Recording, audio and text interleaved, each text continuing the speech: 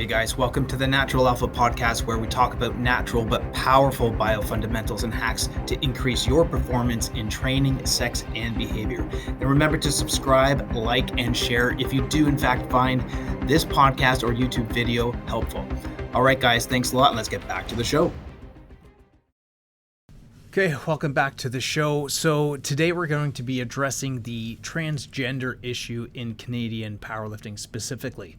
Number one, that's just where I am. And number two, that's where we find that there's the most controversy right now.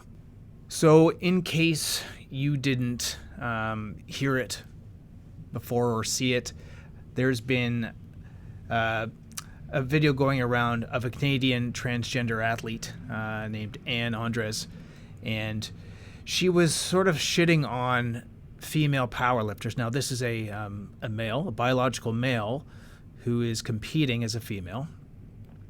And in her video, and I'll be respectful and call her for the sake of this, and I'll show you where we can still be respectful, but also still be truthful and respectful to our other biological female athletes.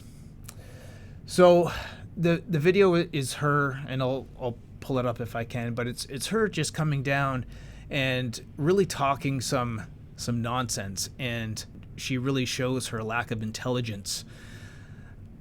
And I don't mean that as an insult, but when you say, I don't understand why females suck so much at benching, that's what the video is. It's just her saying, it's talking about bench and why females aren't good at bench, and she doesn't understand why, because she's so strong.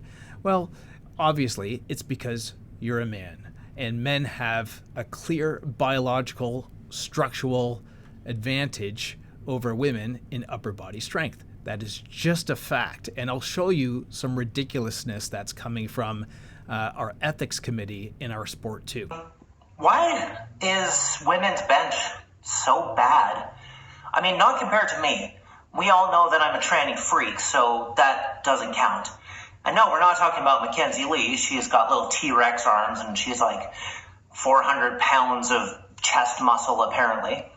I mean, standard bench in powerlifting competition for women, I literally don't understand why it's so bad.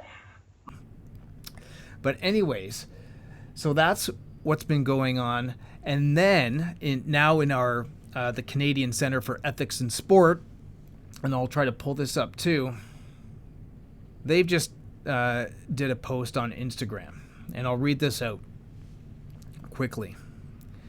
It says, a new first-of-its-kind scientific review of transgender women in elite sport was recently published. Here's what you need to know. Okay, tell me. All right, if you're still watching or listening, then you must be enjoying the content. So please go ahead and hit that subscribe button. It's really going to help me help other guys just like you with my content and grow my channel. All right, guys, let's get back to the show. Biomedical factors related to male puberty, like lung size or bone density, do not predict athletic performance. Wow, I didn't know that. I thought it did. I guess I'm stupid. Social factors like nutrition, training, and access to equipment have much clearer links to athletic performance. Yet these factors are rarely regulated to level the playing field. Well, yeah, how are you going to regulate what the equipment someone has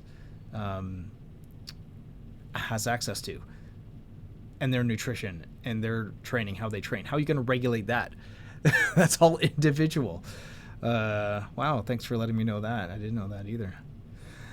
Biomedical and social scientific information should both be used when making policy. However, biomedical research is often overvaluated and misinterpreted to the detriment of the athlete's well-being. This is the best one. Testosterone levels do not predict athletic performance or overall athleticism. This is the stance of the Canadian Centre for Ethics in Sport. Keep that in mind. And this is a thing that us as powerlifters and then the Canadian Powerlifting Union have to We have to take a test every year. It's not even a test. It's this thing we need to sit through and watch and answer questions saying, we're good athletes. We don't believe in drugs, by the way. We don't believe in taking testosterone. Wait, because testosterone is a steroid. But testosterone levels do not predict athletic performance or overall athleticism. It's funny how they say that, but then in the test that we take, we're supposed to not take testosterone as a performance-enhancing drug. I don't know. Other social factors like coaching, time to train, and access to equipment contribute to performance far more than testosterone does. Well, I'm sure all of that, of course, it does contribute. Like coaching, time to train. Yeah, if you have zero time to train, you're not going to be that strong. And zero coaching, yeah. And access to equipment. You don't have the equipment to train. Well, of course, like what kind of a statement is that? Just ridiculous. Anyways, let's go to the Canadian Powerlifting Union transgender policy. Okay. And I'll just read the highlighted overall summary of the policy here. Based on the background and the available evidence of the expert working group, and this is a group that the Canadian Powerlifting is just identifying with, they feel like trans athletes should be able to participate in the gender with which they identify, regardless of whether or not they have undergone hormone therapy. Exceptions could be made if a sport organization is able to provide evidence that demonstrates hormone therapy is a reasonable and bona fide requirement. Now, this is important to realize that this is not in line with the International Powerlifting Federation's guidelines. It's in direct violation of the IPF's guidelines, of which the Canadian Powerlifting Union is supposed to be affiliated with. So we're actually not in line with the IPF regulations anymore. I don't know how we're still actually sanctioned with them. It's ridiculous. So that statement basically says that I, as a man, well, beard and everything, I can just say that I identify as a woman, and then I can compete in women's sport, in women's powerlifting. That's basically what it says. I don't know when they would enforce these exceptions, when it says exceptions could be made if a sport organization, and again, they're just taking it word for word, so exceptions could be made if the powerlifting organization is able to provide evidence that demonstrates hormone therapy is a reasonable and bona fide requirement. But in general, the Canadian Powerlifting Union is just saying that any man can simply say that they can just verbalize that I identify as a woman. That's it. And we can compete as women. Now, why is all this stuff so bad? Because in today's day and age, inclusiveness seems to be the trending way to go, especially for the left. Why do we even have categories in the first place in sport is why we need to ask. And I'll just stick with powerlifting. So in powerlifting, you have three main categories. You have your age, your weight, and your gender. Okay? So age, weight, and gender. Why do we even have those at all? Why do categories exist in the first place?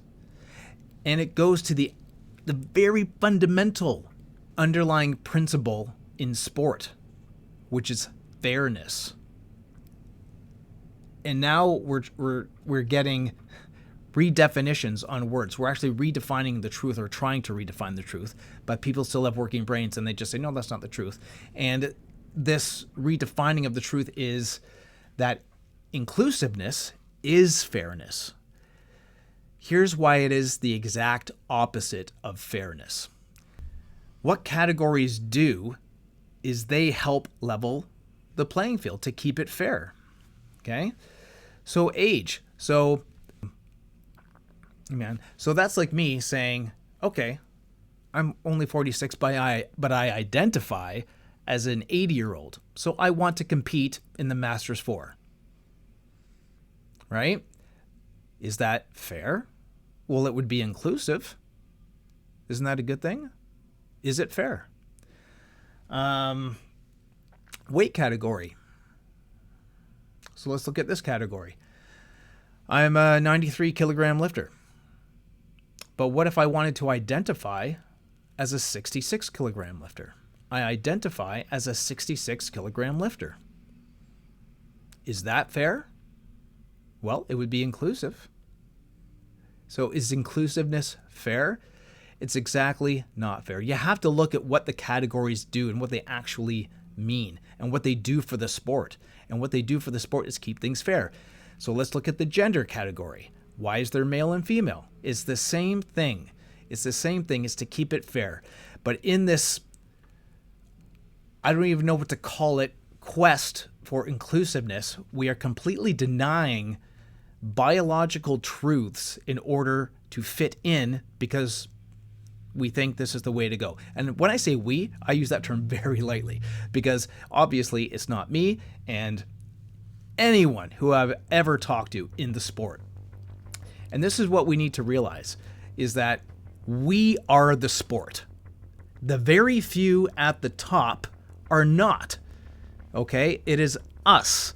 So people, if you don't agree with something, you need to actually speak out. And I mean like speak out like this, like make a video like this. Let people see and hear you. Don't just comment. I need to see your face. I need to see the passion. You know, people need to see more people actually speak. So don't just leave comments. That's great. That's a great start. But it's more about actually getting onto social media, writing in individually to the presidents, like we've done here at the club. I've done it. My athletes have done it. We've each written in to the presidents of the OPA and the CPU. So what does all this do to the biological women, the women who have built up women's presence in the sport of powerlifting? So to me, this policy completely undermines all of the hard work that women have done for the sport of powerlifting. And this is why my official stance on this is that I am against it. I am not against transgender people, whether it's male to female or female to male, competing in the sport of powerlifting.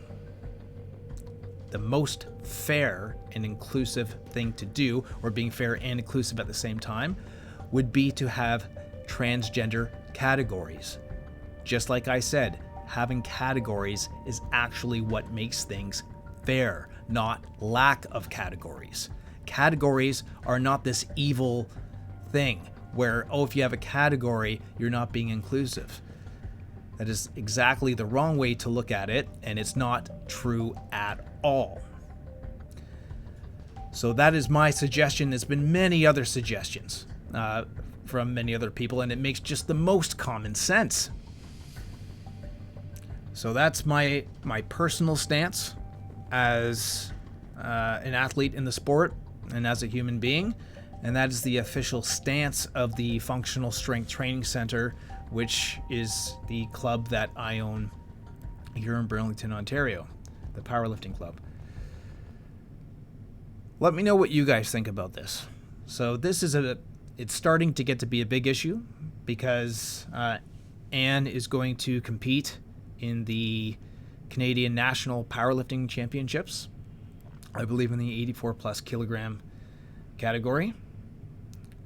And like I said, I do not care how a person expresses themselves or how they identify.